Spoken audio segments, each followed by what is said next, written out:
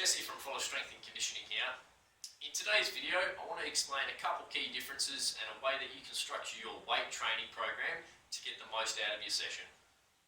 So, a typical weight training session for my clients would look something like this. So it's not the only way to do things, but there's a specific way I like to program so we can maximize that hour block for training, okay? So the clients will come in, we'll do a warm-up, so something to elevate the heart rate, get the blood flowing, so it might include a row, a little bit of skipping, or a run.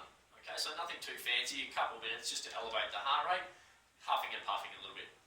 From there, we'll do some dynamic mobility, so to help move the joints. So rather than just sort of holding a stretch and lengthening the muscle, which will also decrease your power output, we do more dynamic movements to get the joints mobile. So that's what it's all about. When we do weight training, the muscles themselves, yes, they will lengthen and shorten, but it's more about the joints. We want the joints to have a healthy range of motion, and when we're doing this mobility stuff, it'll also dynamically stretch the muscles as well, but it's more about affecting joints rather than muscles. Once we've done that, we'll do either some skill or some strength work. So this could be developing or working on a new movement that we want to progress to down the track. So a base level or a regression of a bigger movement. So for example, it's a deadlift. We might work a single leg Romanian deadlift to develop some stability in one leg. Or if it's strength, we might do 5 sets of 3, 5 sets of 5, whatever it calls for, of a main movement or two. Okay. After that, we'll hit a WOD. So this is where I generally vary the stimulus. So with my with the weight training program, I generally keep that fairly static. We'll use a periodized program, so each week that will work on from the previous week. So just for an example, week 1 might be 3 sets of 6, then 3 sets of 8 for week 2, and then 3 sets of 10 for week 3, and then we change and we might do an extra set or something like that.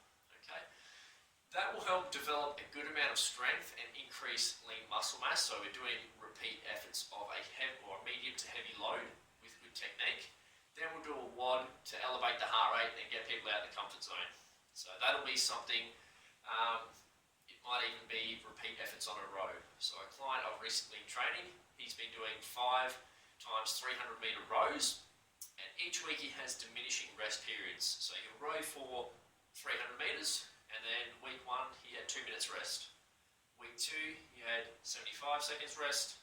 Week 3, 60 seconds rest. Something like that, you get the idea. It starts with a higher rest period and then each week it comes down a little bit. So that's generally how I structured my training, the bulk of it, and then we'll finish with some form of mobility, just to get the athletes moving and feeling good again so they don't feel like crap through the rest of the day. Nobody likes that feeling. And it also means they can move well the next day and potentially train without too much muscle soreness. Okay? So that's the way I structure my programs and my training for Fulla Strength and Conditioning clients. If you want to become one or you want some online coaching, don't hesitate to shoot me an email, FullaSC@gmail.com.